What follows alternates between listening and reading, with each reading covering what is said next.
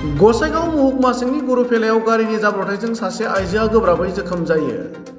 31 नं राजा लामाजों सोनाब बंग फारसेनिफ्राय आसामाव फैबाय थानाय गंसे मुवा बेसाद रोगाग्रा ट्राक गारिया गुरुफेलानि फाग्ला दालांआव सासे आइजोनि आथिं साजों होख्रेबलाङो।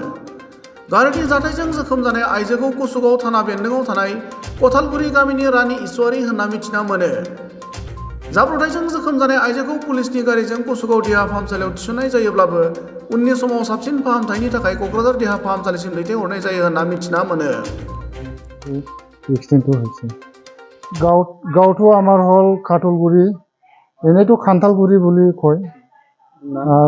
ৰোগীৰ নাম হ'ল প্ৰমীলা ইছলাৰী।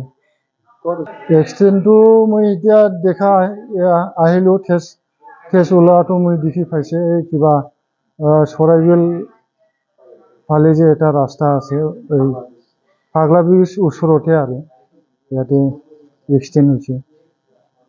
তো এনেই এতিয়া মইতো বেলেগ হৈ গ'ল, এতিয়া মানে মা আছে, লগতে মই সৰু ভাই আছে আৰু এই ভণ্টি, সেইখিনি আৰু দেউতাটো নাই, বহুত আগতে মৰি গৈছে, সেইখিনি আৰু।